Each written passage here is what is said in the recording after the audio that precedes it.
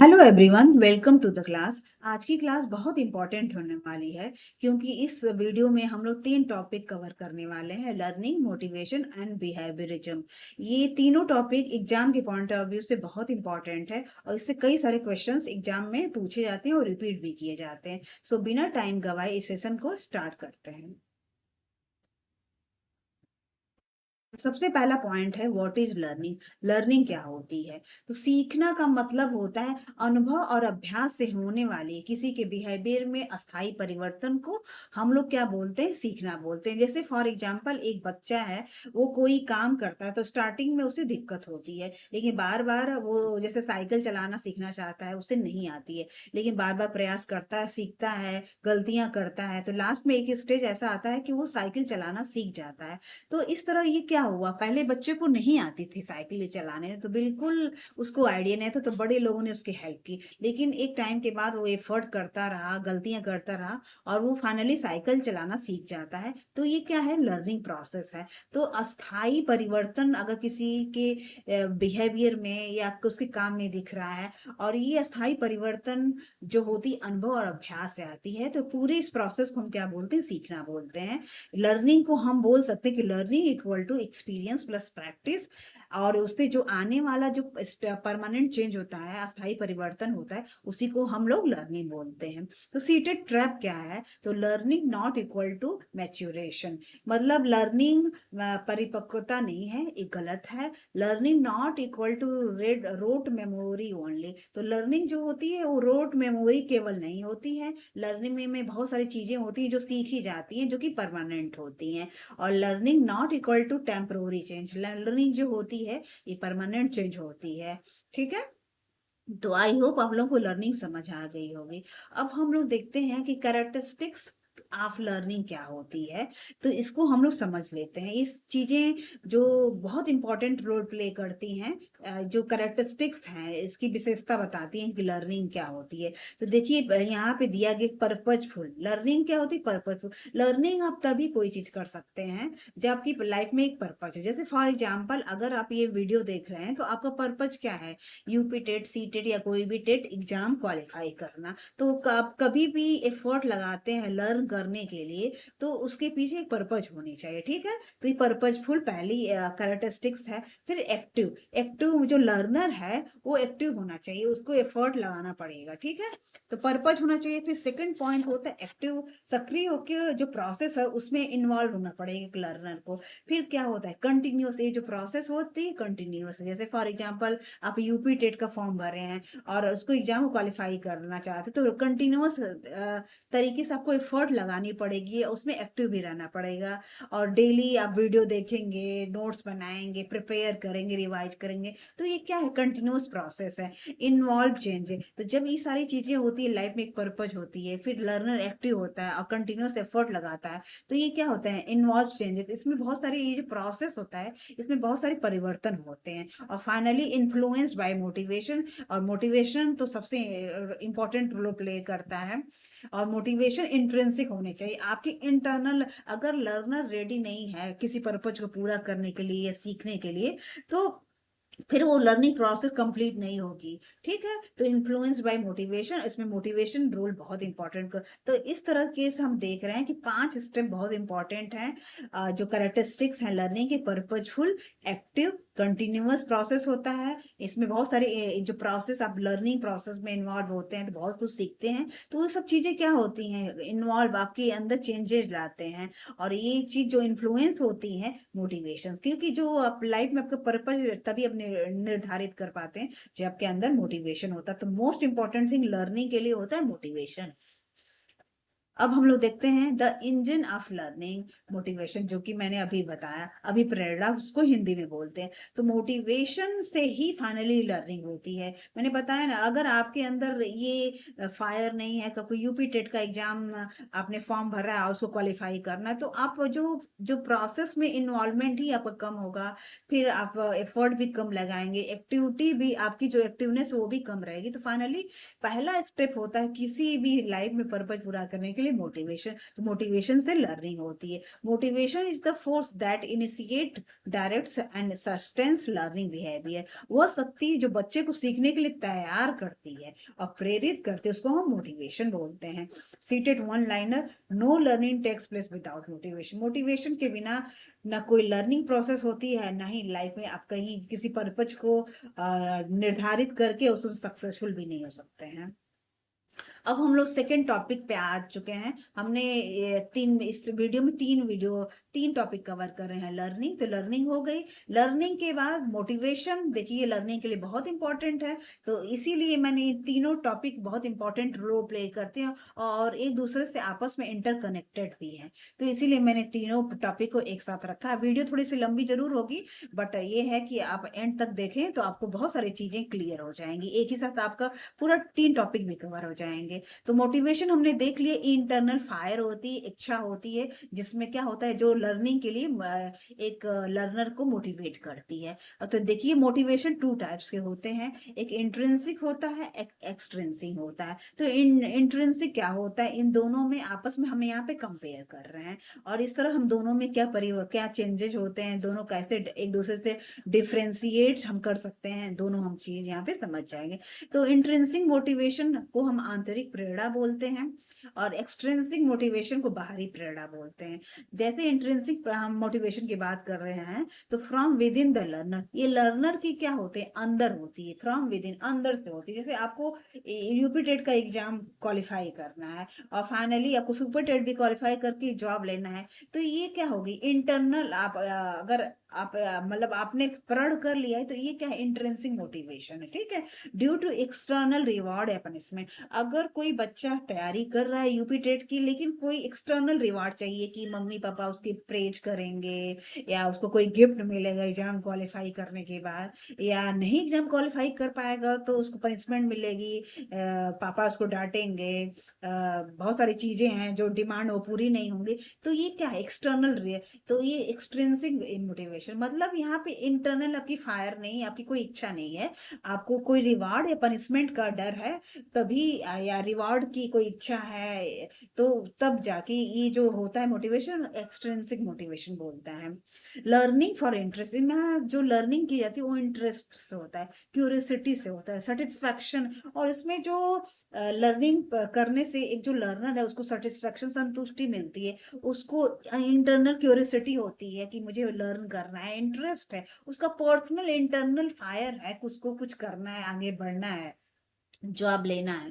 तो ये क्या इंट्रिंसिक मोटिवेशन है। मार्क्स, अगर अब जब आप कोई एग्जाम देते हैं, जैसे आप उसके एग्जाम दे रहे हैं मार्क्स के लिए, प्राइज के लिए, या प्रेज के लिए, या आपको पनिशमेंट का डर है, तो ये सब क्या होते हैं, एग्जाम्पल्स हैं एक्सट्रिंसिक मोटिवेशन के, ठीक है। एग्जाम्पल, बच्चा किताब इसलिए पढ़ता है क्योंकि उसे मजा आता है। जैसे फॉर एग्जाम्पल मैं आपको पढ़ाती हूँ, तो क्योंकि मुझे पढ़ना और पढ़ाना दोनों बहुत अच्छा लगता है, तो इसलिए ये क्या है, इंट्रिंसिक मोटिवेशन है कि मुझे खाली बैठ के टाइम पास करना घर में अच्छा नहीं लगता, तो मुझे जब टाइम मिलता है तो मैं पढ़ती हूँ। फिर सोचा कि मैं वीडियो भी बनाती रहूंगी तो लोगों को हेल्प भी होती रहेगी, बहुत सारे बच्चे हैं जिनको रिसोर्सेज मिल जाएगा, तो ये एक अच्छा काम भी है। तो ये मेरा क्या है, इंट्रिंसिक मोटिवेशन है, ठीक है। और यहाँ पे जैसे एग्जाम्पल है कि हमने बताया मार्क्स, प्राइज है, पनिशमेंट है, ये सब क्या एग्जाम्पल है एक्सट्रिंसिक मोटिवेशन का। सीटेड प्रेफरेंसेस क्या होता है, more powerful and long lasting. Seated का जो प्रेफरेंस देता है, ये मानता है कि इंट्रिंसिक मोटिवेशन जो होता है बहुत पावरफुल होता है और लॉन्ग लास्टिंग होता है, ठीक है। तो मर बहुत जब तक किसी लर्नर के अंदर इंटरनल फायर नहीं होंगी ना, तो उसको कोई लर्न करने के लिए मोटिवेट नहीं कर सकता है। और इसी तरह से एक्सट्रिंसिक मोटिवेशन का सीटेड नोट क्या है कि वर्क शॉर्ट टाइम, जो अब एक्सट्रिंसिक मोटिवेशन होता है रिवॉर्ड के लिए, पनिशमेंट के लिए आप करते हैं कोई काम, ये बहुत शॉर्ट टर्म के लिए होता है और रिड्यूसेस इंट्रिंसिक इंटरेस्ट को क्या करता है, कम करता है। इफ ओवर यूज, आपने इसको बहुत ज्यादा ओवर यूज कर लिया तो इंट्रिंसिक जो मोटिवेशन है वो धीरे धीरे खत्म होने लगती है। तो इसके इसके साइड इफेक्ट्स हैं। तो आई होप आप लोग को इंट्रिंसिक मोटिवेशन, जो इंटरनल इच्छा आपकी होती है कि आपको यूपी टेट क्वालिफाई करना है, उसके बाद जॉब लेना है, तो आप रात दिन मेहनत करते हैं, तो ये इंट्रिंसिक होता है। और एक है कि नहीं मुझे सीटेट क्वालिफाई करना है क्योंकि मम्मा ने बोला अदरवाइज मुझे पनिशमेंट मिल जाएगी। तो ये एक्सट्रिंसिक मोटिवेशन होता है। आई होप आप लोगों को चीजें क्लियर हो गई होंगी। अब 3 इसके मेजर व्यूज हैं अन मोटिवेशन। मोटिवेशन पे 3 व्यूज हैं, उसको भी हम लोग देख लेते हैं। तो उसमें क्या है, बिहेवियरिस्ट व्यवहारवाद है, जिसको मोटिवेशन पे क्या है मेजर व्यूज दिया गया है। ह्यूमनिस्टिक मानवतावाद है और कॉग्निटिव संज्ञानात्मक। तो 3 व्यूज हैं मोटिवेशन पे। तो व्यवहारवाद किस पे फोकस करता है, रिवॉर्ड एंड पनिशमेंट। जो व्यवहारवाद है उसमें रिवॉर्ड, कोई मतलब आपको रिवॉर्ड दिया गया, पनिशमेंट पे फोकस करता है। ह्यूमनिस्टिक मानवतावाद क्या कहता है कि inner needs and self actualization. इसमें क्या होता, मानवतावाद कहता है कि ये जो मोटिवेशन है वो इनर नीड इंसान की होती है, और सेल्फ एक्चुअलाइजेशन खुद के सेटिस्फैक्शन के लिए ये चीज के मतलब होती है, मोटिवेशन होनी चाहिए एक तरीके से। कॉग्निटिव क्या बोलता है कि गोल एंड बिलीव, फोकस करता है गोल पे। मतलब आपको कोई लक्ष्य निर्धारित होना चाहिए या कोई आपका बिलीफ है, कोई विश्वास है, ठीक है। इस पे की क्या है, इसकी री इसमें जो फोकस किया था री इन्फोर्समेंट में, व्यवहारवाद जो है वो री में बार बार प्रैक्टिस। री का मतलब क्या होता है, बार बार प्रैक्टिस कर, जैसे आप ट्रायल एंड एयर, कोई गलती करते हैं बार बार, जैसे बच्चे को साइकिल चलाना नहीं आती, नहीं बार बार गलती करता है, सीखता है, तो एक टाइम के बाद वो प्रोसेस में क्या रहता है, प्रैक्टिस करता है। री क्या होता है, प्रैक्टिस, प्रेज और ग्रेड। इसमें री पे फोकस किया जाता है, प्रेज पे, तारीफ पे और ग्रेड्स पे फोकस किया। कि इसमें की पॉइंट के सेल्फ स्टीम, मतलब खुद की सेल्फ रिस्पेक्ट है, ऑटोनॉमी है, ग्रोथ है। कोई बच्चा है वो इसलिए मोटिवेटेड है कि उसको अपने लाइफ में ग्रोथ चाहिए, उसको ज्ञान चाहिए, उसको अपनी सेल्फ रिस्पेक्ट बनाने के लिए कर रहा है। तो ये मानवतावाद का अपनी अप्रोच है। इसमें क्या होता है, कॉग्निटिव में सेल्फ एफिशिएंसी। इसमें क्या होता है कि सेल्फ एफिशिएंसी को, अपनी क्षमता को बढ़ाने के लिए, अंडरस्टैंडिंग वाई टू लर्न, और इसमें अंडरस्टैंडिंग होती है कि वाई, हमें क्यों सीखना है, ये एक अंडरस्टैंडिंग कॉग्निटिव में होती है। तो ये चीज हमने थ्री मेजर व्यू देखा मोटिवेशन पे, ठीक है। लिमिटेशंस क्या हैं व्यवहारवाद के, कि ओवर डिपेंडेंस, अगर ओवर डिपेंडेंसी रहती है तो ये सेल्फ मोटिवेशन को क्या करती है, रिड्यूस करती है। सीटेड लिंक क्या है ह्यूमनिस्टिक मानवतावाद पे, कि सेल सेफ सपोर्टिव क्लासरूम, अगर सेफ क्लासरूम सपोर्टिव है, सेफ है, तो equal to higher motivation, motivation बहुत हाई होगा। आई होप आप लोगों को चीजें समझ आ रही होंगी। अब टीचर का रोल क्या है मोटिवेशन को इनहेंस करने में, role of teacher in enhancing motivation. तो टीचर को करना चाहिए टू, और टीचर अवॉइड दिस, टीचर को ये नहीं करना चाहिए। इसमें हम लोग तुलना कर रहे हैं इसमें। तो देखो टीचर को क्या करना चाहिए, create supportive non threatening environment. Teacher को अपने क्लासरूम में बहुत एक सपोर्टिव इन्वायरमेंट क्रिएट करना चाहिए, और कोई भी थ्रेटनिंग वाला इन्वायरमेंट नहीं क्रिएट करना चाहिए।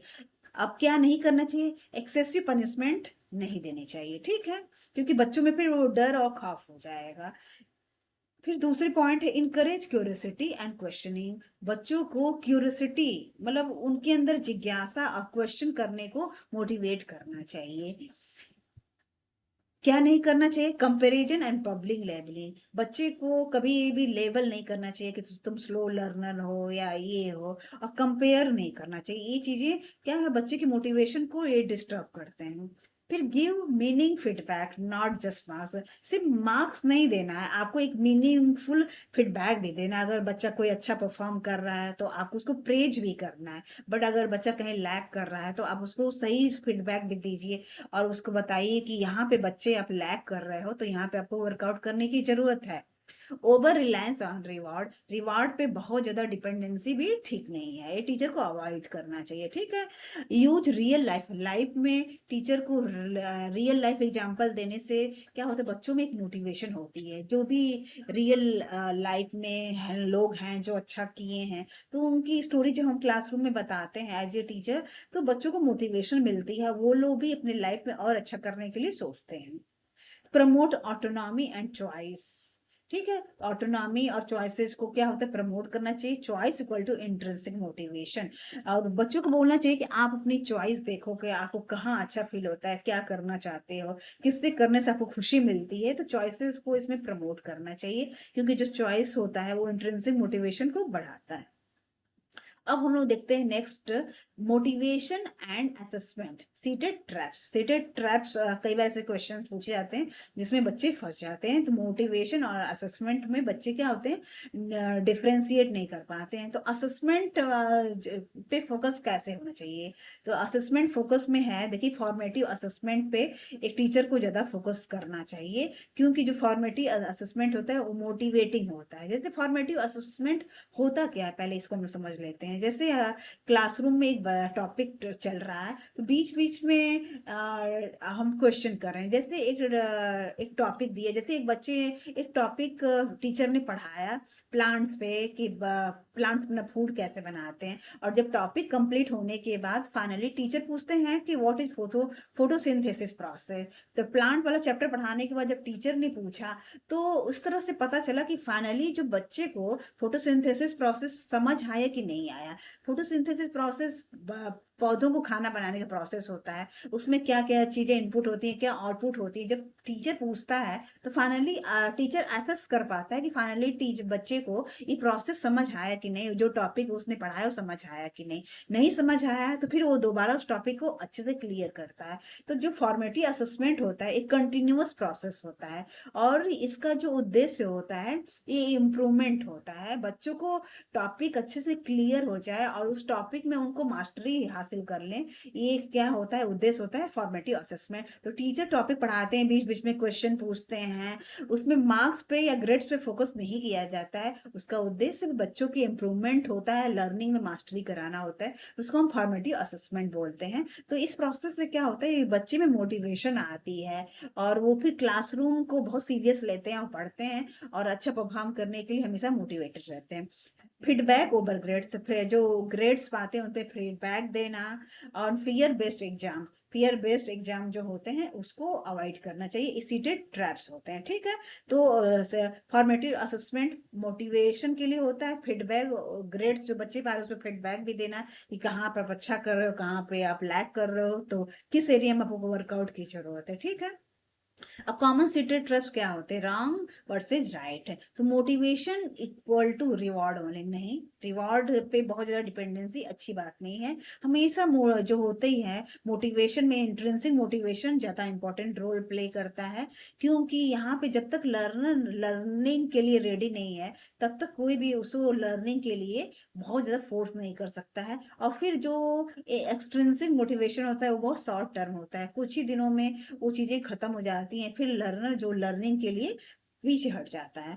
दूसरा पॉइंट है कॉमन सीटर्स में, पनिशमेंट इम्प्रूव लर्निंग, ऐसा नहीं है। पनिशमेंट जो होते लर्निंग को इम्प्रूव करती है, ये चीज हमेशा सही नहीं हो सकता। पनिशमेंट कुछ पॉइंट पे लिए सही है, बट हमेशा जो क्लासरूम होना चाहिए ना वो सपोर्टिव होना चाहिए, जिससे क्या हो बच्चे को मोटिवेशन मिलती है। पनिशमेंट भी जरूरी होती है, बट हर टाइम ये आप उसको सही डायरेक्शन नहीं ले सकते हैं कि वो लर्निंग को, क्योंकि क्लासरूम में हमेशा फियर वाला इन्वायरमेंट नहीं होना चाहिए, एक सपोर्टिव इन्वायरमेंट होना चाहिए। तीसरा point, all students motivated by same thing, ऐसा नहीं है। हर बच्चे अलग होते हैं, हर बच्चे की अपनी कैपेसिटी होती है, और सबका बैकग्राउंड भी अलग अलग होता है। तो जो मोटिवेशन होती है सबको अलग अलग चीजों से भी आ सकती है। ठीक है। तो इंडिविजुअल एटोनॉमी मैटर, हर बच्चे इंडिविजुअल एटोनॉमी, जो हर बच्चे की अलग अलग टेंडेंसी होती है वो मैटर करती है। ठीक है। अब हम लोग एक क्या है अल्ट्रा रिवीजन कर लेते हैं। Learning equal to experience based relatively permanent change. तो हमने क्या सीखा है, लर्निंग क्या होती है, एक अनुभव के बेस पे जो किसी के बिहेवियर में कोई परमानेंट चेंज दिखते हैं उसको हम क्या बोलते हैं, लर्निंग, सीखना बोलते हैं। Motivation equal to driving force of learning, learning जो होती है मोटिवेशन फोर्स होती है, ड्राइविंग फोर्स होती है, इंटरनल फायर होती है लर्निंग के लिए, उसको हम मोटिवेशन बोलते हैं। लर्निंग में मोटिवेशन में हमेशा intrinsic motivation greater role play करता है, अलॉन्ग लास्टिंग लर्निंग प्रोसेस को प्रमोट करता है एज कंपेयर टू एक्सट्रिंसिक, क्योंकि इंट्रिंसिक जो होती है वो इंटरनल फायर होती है, और एक्सट्रिंसिक जो मोटिवेशन होती है वो रिवॉर्ड और पनिशमेंट के डर से लर्निंग जो की जाती है उस प्रोसेस को बताती है। टीचर का रोल क्या होना चाहिए, teacher equal to motivator facilitator, एक टीचर को जो रोल प्ले करना चाहिए इसमें मोटिवेटर के रूप में और फैसिलिटेटर के रूप में। क्लासरूम कैसा होना चाहिए, सपोर्टिव होना चाहिए, क्योंकि ये हर बच्चे को हाईली मोटिवेशन प्रोवाइड करता है लर्निंग के लिए। आई होप यहाँ तक की चीजें आपको अच्छे से समझ आ गई होंगी। अब हम लोग इस पे कुछ क्वेश्चंस भी देख लेते हैं। तो देखिए PYQs है, सीटेट 23 में क्वेश्चन पूछा गया, which type of motivation is more long lasting and effective for learning? The answer will be intrinsic. CTET 20 में एक क्वेश्चन आया, excessive use of reward in classroom में क्या कर सकता है? इंट्रिंसिक मोटिवेशन को रिड्यूस कर सकता है। अब हम लोग आएंगे तीसरा टॉपिक, इस वीडियो का तीसरा टॉपिक, क्योंकि हमने लर्निंग कर लिया, मोटिवेशन कर लिया, और उसके बाद हमारा तीसरा टॉपिक है यहाँ पे अब लर्निंग थ्योरीज। लर्निंग थ्योरी अगर आपको पढ़नी है तो मैंने वीडियो डाली हुई है, वहां से आप देख सकते हैं। बाकी इस टॉपिक में व्यवहारवाद पे हम लोग डिस्कस करेंगे। व्यवहारवाद पे कई सारे वैज्ञानिकों ने अपने व्यू दिए हैं, इसी को हम लोग यहाँ पे डिस्कस करने वाले हैं। यहाँ पे हम लोग शॉर्ट वे में ही डिस्कस करेंगे। अगर आप लोगों को पूरा डिटेल में भी थ्योरीज को समझना है तो मेरे चैनल पे जाके आप अच्छे से उसको देख सकते हैं। ठीक है, तो अब हम लोग देखेंगे कि लर्निंग थ्योरीज, व्यवहारवाद। व्यवहारवाद क्या होता है पहले हम लोग देख लेते हैं। तो learning is a change in be observable behaviour due to experience. सीखना व्यवहार में दिखाई देने वाला परिवर्तन जो कि प्रैक्टिस और इन्वायरमेंट से आती है, उसको हम क्या बोलते हैं? व्यवहारवाद। व्यवहारवाद में मेनली फोकस किया जाता है कि किसी के बिहेवियर में, बर्ताव में जो अस्थाई परिवर्तन दिखता है लर्निंग के बाद, प्रैक्टिस के बाद, ये जो होती है इसको हम व्यवहारवाद बोलते हैं। तो व्यवहारवाद पे मेनली बिहेवियर पे फोकस किया जाता है, और ये जो परिवर्तन आता है प्रैक्टिस से आती है और इन्वायरमेंट से आती है। इसमें क्या किया जाता है? इग्नोर्ड माइंड, माइंड को इग्नोर किया जाता है, और भी ऑब्जर्वेबल बिहेवियर में जो ऑब्जर्व होती हैं उस पर फोकस किया जाता है। अब इसमें देखिए की एजम्पशंस क्या है। Learning is observable. अब इनके व्यवहारवाद के अकॉर्डिंग क्या है कि जो लर्निंग होती है, सीखना प्रोसेस होती है, वो ऑब्जर्वेबल होती है, दिखाई देती है। Environment play important role. Environment जो एक बहुत मेजर रोल प्ले करती है लर्निंग प्रोसेस में, व्यवहारवाद में। Reinforcement strengthen learning. जो प्रैक्टिस होती है वो लर्निंग प्रोसेस को मजबूत करती है। Internal thinking process are ignored. इसमें क्या होते हैं, जो इंटरनल जो थिंकिंग प्रोसेस है उसको इग्नोर किया जाता है। Contrast with cognitive theory. Contrast और कॉग्निटिव थ्योरी के थ्योरीज के साथ इनको इग्नोर किया जाता है। अब हम देखेंगे यहाँ पे इवान पावलाव भी एक व्यवहारवाद थे, जो कि काफी फेमस व्यवहारवाद रहे हैं, साइकोलॉजिस्ट रहे हैं। इन्होंने एक थ्योरी दी थी जिसको बोलते हैं क्लासिकल कंडीशनिंग थ्योरी। तो क्लासिकल कंडीशनिंग थ्योरी में क्या है कि जैसे लिखा हुआ है कि बिफोर क्या हुआ था, एक प्रयोग किया गया, इसको मैं शॉर्ट वे में बता देती हूँ कि प्रयोग किया गया था। एक पहले एक घंटी बजाई गई, और उसके बाद कुत्ते को बिहेवियर ऑब्जर्व किया गया। तो कुत्ते में कोई लार नहीं आई, लेकिन सेकंड स्टेप में क्या हुआ, एक खाना मांस का टुकड़ा रखा गया, और ऑब्जर्व किया गया कि मांस के टुकड़े को देख के कुत्ते के मुंह में पानी आ गया।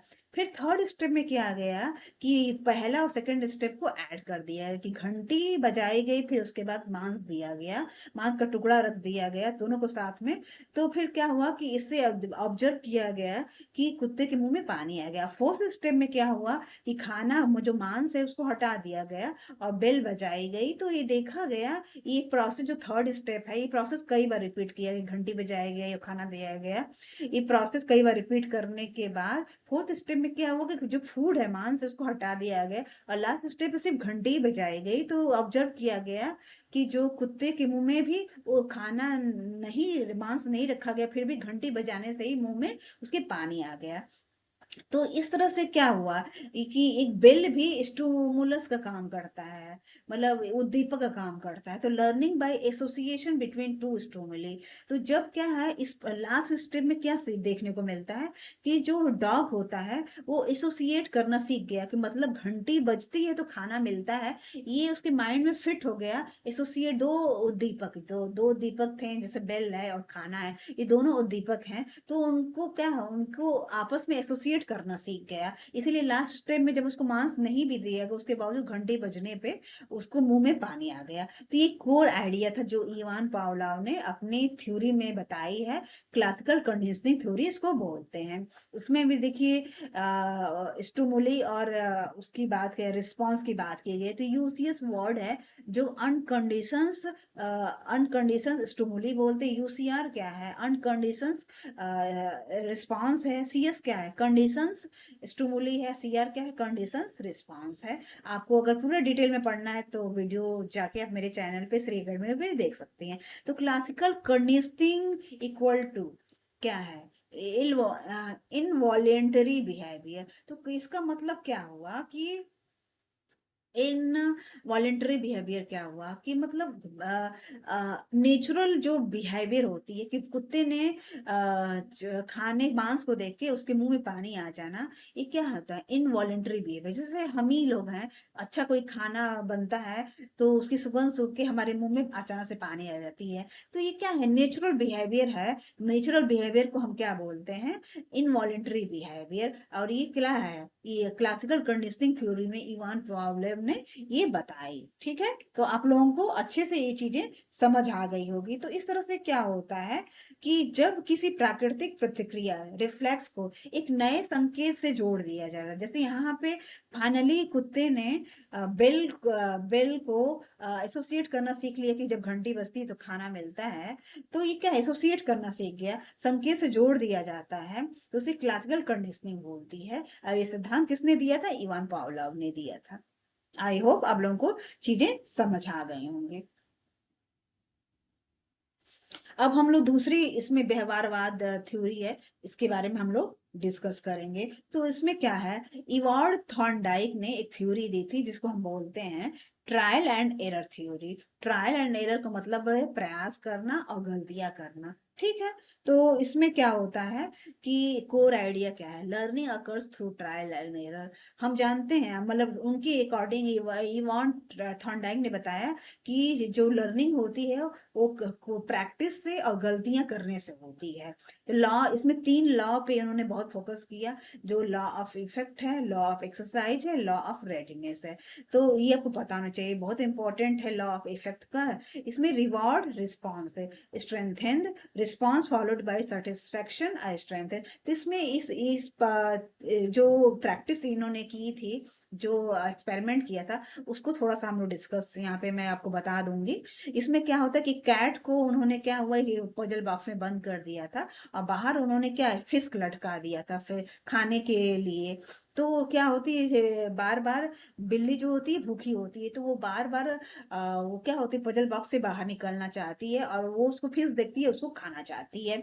तो फाइनली क्या करती है कि बार बार वो कूद रही होती है और जिस पजल बॉक्स में बंद है उसमें एक लीवर भी लगा हुआ है। तो कूदते कूदते एक टाइम ऐसा आता है कि गलती से वो लीवर दब जाता है और उससे बाहर निकल जाती है और उसको जो मछली है वो खाने को मिल जाती है। तो लास्ट सेकंड, तो धीरे धीरे जो अब बाद में जब ये प्रैक्टिस बार बार रिपीट कर गई तो कुछ ही टाइम के बाद ये देखा गया कि जो बिल्ली होती है वो बिना गलती किए हुए भी अब लीवर दबाना सीख जाती है, क्योंकि अब उसको पता चल गया कि लीवर यहीं से दबता है और लीवर जब दबता है तो पजल बॉक्स खुल जाता है और उसको खाना मिल जाता है। तो ये प्रोसेस बिल्ली कैसे सीखती है? ट्रायल करती है, बार बार रैंडम ट्रायल करती है। उसी में जब लीवर दबता है तो उससे पजल बॉक्स खुलता है। तो कई बार प्रैक्टिस के बाद वो उसमें एक्सपर्ट बन जाती है। तो प्रैक्टिस क्या होता है, एक परफेक्शन की तरफ ले जाता है। और जब बार बार आप गलतियां करते हैं तो ये गलतियां भी आपको लर्निंग की तरफ ले जाती है।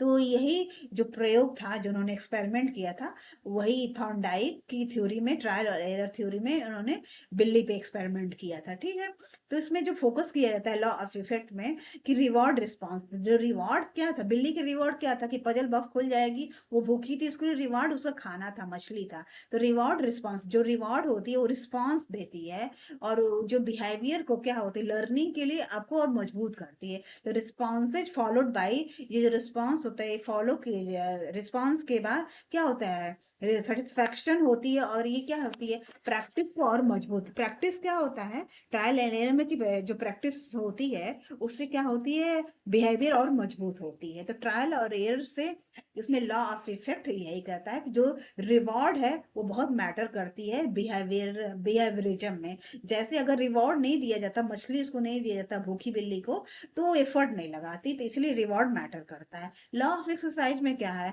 प्रैक्टिस मेक्स परफेक्ट है। जो बार बार बिल्ली कूदती रही और एट रैंडम प्रयास करती रही, तो प्रैक्टिस करने के बाद ही फाइनली उसने सीखा कि लीवर दबती है, और लीवर दबती है तो फाइनली पजल बॉक्स खुल जाता है। और उसको रिवॉर्ड क्या मिलना था, जो मछली थी भूखी थी तो उसको खाना मिलना था। Law of readiness, must be prepare to learn.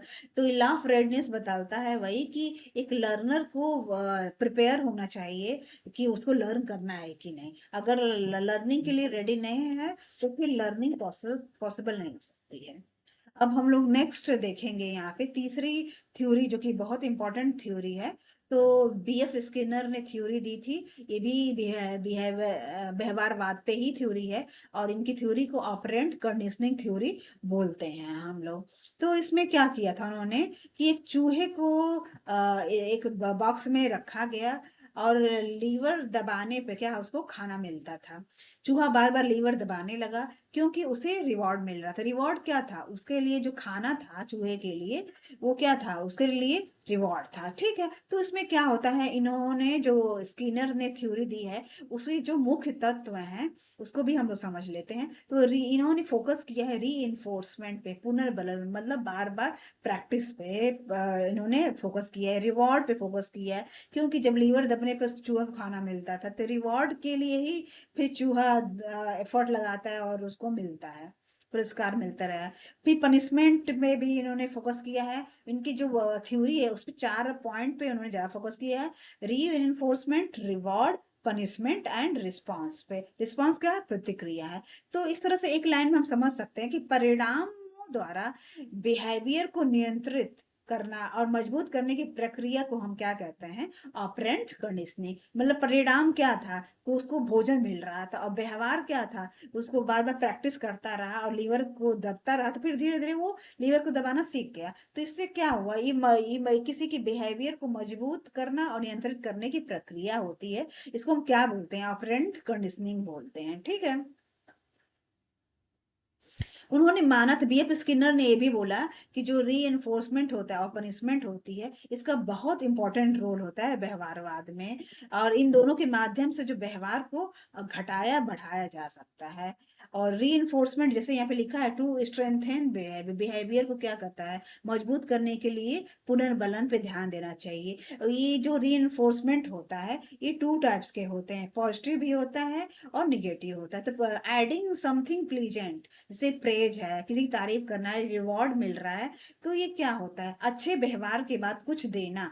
जैसे अच्छा काम करने पे किसी बच्चे को चॉकलेट देना, उसकी प्रशंसा करना, ये क्या होती है, पॉजिटिव री एनफोर्समेंट कहलाता है। तो इससे क्या होता है, बच्चे का व्यवहार बढ़ता है। और निगेटिव क्या होता है, जब किसी परेशान करने वाली चीज को हटाया जाए ताकि उसका व्यवहार बढ़े, तो ये क्या होता है, निगेटिव री एनफोर्समेंट। इसका एग्जाम्पल हम लोग देख लेते हैं कि छात्र समय पर होमवर्क करें।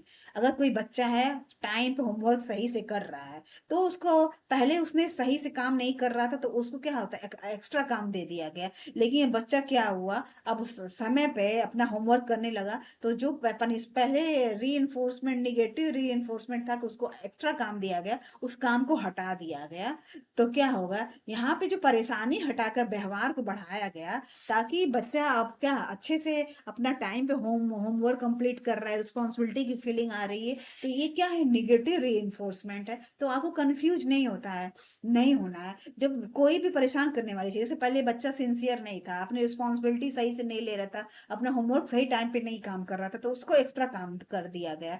लेकिन जैसे ही उसका व्यवहार बेहतर हुआ और वो टाइम पे काम करने लगा, तो जो एक्स्ट्रा काम दिया जाता था उसको हटा दिया गया। तो ये जब निगेटिव चीजों को हटाया जाता है ताकि उसका पॉजिटिव जो बिहेवियर बढ़ रहा है वो बढ़ता रहे, इसको हम क्या बोलते हैं, निगेटिव री रीइंफोर्समेंट बोलते हैं। और उन्होंने पनिशमेंट पे भी फोकस किया कि टू डिक्रीज बिहेवियर, बिहेवियर को जो गलत चीजें हैं उनको हटाने के लिए पनिशमेंट भी जरूरी है। तो उन्होंने पनिशमेंट को भी काफी बल दिया। सीटेड व्यू क्या है, तो punishment is less effective than reinforce. CTET का जो व्यू है कि पनिशमेंट है कम इफेक्टिव है, रीइंफोर्समेंट पुनर्बलन ज्यादा इफेक्टिव है एज कंपेयर टू। अब हम लोग देखेंगे कि द अल्टीमेट सीटेड ट्रैप क्या है। तो negative reinforcement not equal to punishment. आप मतलब ये बहुत अच्छा पॉइंट यहाँ पे दिया गया है कि निगेटिव रीइंफोर्समेंट क्या है, निगेटिव चीजों को हटाना।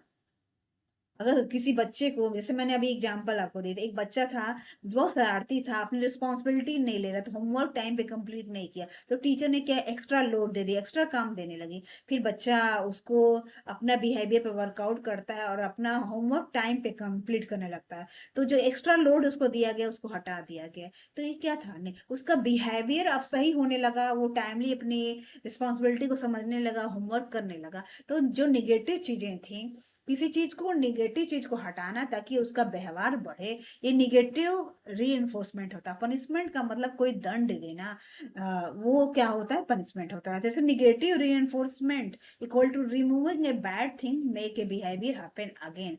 ताकि ये जो बिहेवियर है क्लासरूम में होमवर्क टाइमली कंप्लीट करना, ये बिहेवियर बढ़े, इसके लिए निगेटिव रीइंफोर्समेंट दिया जाता है। और ये क्या होता है, लर्निंग को मजबूत करता है। पनिशमेंट का होता है adding bad thing to stop a behaviour. एक बिहेवियर को रोकने के लिए कोई बैड चीज को हम ऐड करते हैं, उसको पनिशमेंट बोलते हैं। जैसे सप्रेस बिहेवियर, इससे क्या होता है, बिहेवियर जो सप्रेस होता है, जैसे मान लो किसी बच्चे ने किसी बच्चे ने कुछ बैड थिंग मतलब एक ऐड किया, तो ये पनिशमेंट हो गया। तो री enforcement always strengthen behaviour, punishment always decrease है। जो पनिशमेंट होती है हमेशा बिहेवियर को क्या करती है, डिक्रीज करती है। इसीलिए बोलते हैं कि जो टीचर का रोल होता है मोटिवेटर की तरह से होता है, फैसिलिटेटर की तरह से होता है। आपको बहुत ज्यादा अगर पनिशमेंट दे रहे हैं या क्लासरूम का इन्वायरमेंट स्ट्रेसफुल बना रहे हैं, थ्रेटनिंग बना रहे हैं, तो ये this is not good thing. Behaviourism in the classroom, तो टीचर को क्या करना चाहिए, use praise and feedback effective. Teacher को प्रेज करना चाहिए बच्चा अगर अच्छा परफॉर्म कर रहा है, और साथ ही इफेक्टिवली फीडबैक भी देना चाहिए। री इन्फोर्स डिजायर्ड बिहेवियर इमिडिएटली। कोई बच्चा अच्छे से अगर बिहेवियर कर रहा है, अच्छा परफॉर्म कर रहा है, उसके बिहेवियर को तुरंत उस पर फीडबैक देना चाहिए, री इन्फोर्स करना चाहिए, ताकि बच्चे का बिहेवियर दोबारा और भी अच्छा हो और मोटिवेटेड फील करे। Use drill and practice in A limited structured way में, लिमिटेड और स्ट्रक्चर वे में ड्रिल एंड प्रैक्टिस को मोटिवेट करना चाहिए, यूज करना चाहिए। कंटिन्यूस री इन्फोर्समेंट इनिशियली, इंटरमीडिएट री इन्फोर्समेंट लेटर। कंटिन्यूस री इन्फोर्समेंट क्या, शुरू में क्या होता है कि री इन्फोर्समेंट को कंटिन्यूस शुरुआत में उसको री करना चाहिए, करना चाहिए। इंटरमीडिएट रीइंफोर्समेंट लेटर, और बाद में जो रीइंफोर्समेंट होती है, इंटरमीडिएट होती है, उसको बाद में करना चाहिए। ठीक है। अब अवॉइड क्या है, excessive punishment not effective for true learning. एक ट्रू लर्निंग के लिए क्या होती है, not effective, not effective for true learning excessive punishment. Strict environment होना चाहिए, एक टीचर को असर्टिव भी होना चाहिए, क्योंकि बच्चों को हैंडल करना भी आज के टाइम में बहुत टफ टास्क है। लेकिन एक्सेसिव पनिशमेंट नहीं होना चाहिए, हमेशा बैलेंस अप्रोच एक टीचर को हमेशा ताकि वो फैसिलिटेटर की तरह से भी वर्क करे, साथ ही असर्टिव भी रहे। अगर गलत चीजें हो रही हैं तो उस पे स्ट्रिक्ट डिसीजन लेके और उसको री करने की भी कैपेसिटी टीचर में होनी चाहिए। मैकेनिकल रोट लर्निंग जो होती है, उसको रोट लर्निंग को मोटिवेट नहीं करना चाहिए। इग्नोरिंग स्टूडेंट्स इंट्रिंसिक मोटिवेशन और थिंकिंग प्रोसेस को क्या होता है, प्रमोट करना चाहिए। अब हम लोग वन ग्लांस अल्ट्रा रिवीजन देख लेते हैं, लर्निंग क्या होती है। ऑब्जर्वेबल बिहेवियर चेंज, बिहेवियर में जो दिखने वाली चेंज होती है उसको हम लर्निंग बोलते हैं। की टूल्स क्या होते हैं, री एंड प्रैक्टिस से क्या होती हैं, इसके लिए लर्निंग के लिए जो की टूल्स हैं। पावलोव ने क्या दिया, एसोसिएशन एसोसिएशन इनवॉलेंटरी, एसोसिएशन चीज़ों को एसोसिएट करना, जिससे क्या होता है नेचुरल बिहेवियर दिखे, उसको हम पावलोव थ्योरी में, पावलोव ने जो थ्योरी दी थी वो एसोसिएशन पे है, जिसमें एसोसिएट करना एक सीख जाता है डॉग, और उसके मुंह में नेचुरल तरीके से क्या होता है पानी आ जाता है, तो एसोसिएशन इनवॉलेंटरी। ठीक है, थॉर्नडाइक ने थ्योरी दी, उसको ट्रायल एंड एरर थ्योरी बोलते हैं। इसमें लॉ ऑफ इफेक्ट बहुत इंपॉर्टेंट है, इस पे इन्होंने फोकस किया है कि रिवॉर्ड पे अगर कोई रिवॉर्ड उसमें बहुत मैटर करता है, उससे क्या होता है कि क्या लॉ ऑफ रिवॉर्ड जब मिलता है तो ये लर्निंग को मोटिवेट करता है और बिहेवियर को मजबूत करता है। Skinner equal to operant conditioning, Skinner ने जो थ्योरी दी थी ऑपरेंट कंडीशनिंग थ्योरी दी थी। इन्होंने जो फोकस किया है री पुनर्बलन पे बहुत फोकस किया है। Behaviourism limitations equal to ignores internal thinking, तो जो इसकी लिमिटेशंस क्या है कि इसमें जो इंटरनल थिंकिंग है और अंडरस्टैंडिंग उसको इग्नोर किया गया है। अब हम लोग इस पे पीवाईक्यूज देखते हैं। In Pavlov classical conditioning learning takes place through, कैसे होती है पावला में एसोसिएशन बिटवीन स्टिमुलस। ठीक है, next question, removing an unpleasant stimulus to strengthen behaviour is called, इसको निगेटिव रीइंफोर्समेंट कहते हैं। और negative reinforcement not equal to punishment, both are different things, क्योंकि जो पनिशमेंट होता है बैड थिंग को ऐड करता है, और निगेटिव रीइंफोर्समेंट क्या होता है, इसमें गलत चीजों को हटाया जाता है ताकि व्यवहार है वो मजबूत हो सके। अब क्या होता है मॉडर्न शिफ्ट क्या है, कंस्ट्रक्टिविज्म क्या होता है। ओल्ड बिहेवियरिज्म में क्या था कि इसमें फोकस किया गया कि जो बच्चा है अपने टीचर से सीखता है, लर्न करता है, लेकिन जो नई तरीका है आया है उसको हम कंस्ट्रक्टिविज्म बोलते हैं, निर्माणवाद बोलते हैं। इसमें क्या होता है कि बच्चा क्या होता है, देखिए सीखना इक्वल टू टीचर से रेडीमेड लेना। पहले जो ओल्ड बिहेवियरिज्म थ्योरी है वो क्या होता है कि यहाँ पे रेडीमेड ज्ञान लेना, रेडीमेड ज्ञान लेते थे बच्चे, लेकिन आजकल की जो थ्योरी है वो निर्माणवाद पे थ्योरी है, उसमें ये फोकस किया जाता है कि बच्चे को रेडीमेड ज्ञान नहीं लेना है, बल्कि बच्चा खुद एक्टिविटी करेगा, अनुभव करेगा, और जो अपने नॉलेज का उसके बाद फाइनली वो सोच समझ के नॉलेज को बिल्ड करेगा, कंस्ट्रक्ट करेगा। ये जो नई वे है व्यवहारवाद की, इसको हम बोलते हैं निर्माणवाद बोलते हैं। तो कंस्ट्रक्टिविस्ट एजम्पशंस क्या है, चाइल्ड इसमें क्या होता है एक्टिव लर्नर होता है, नॉलेज इज कंस्ट्रक्टेड, नॉलेज बनाई जाती है, निर्माण की जाती है, ट्रांसमिट नहीं की जाती है। लर्निंग इज मीनिंगफुल, लर्निंग जो होती है मीनिंगफुल होती है, रोट नहीं है, रटने वाली चीज नहीं होती है। फाइनल मास्टर समरी क्या है, इवोल्यूशन ऑफ लर्निंग, तो लर्निंग की जो इवोल्यूशन 3 स्टेप में होती है। पहला स्टेप है बिहेवियरिज्म व्यवहारवाद, इसमें फोकस किस पे किया जाता है, ऑब्जर्वेबल एक्शन, जो एक्शन होता है उसको ऑब्जर्व किया जाता है, और री पुनर्बलन पे फोकस किया जाता है।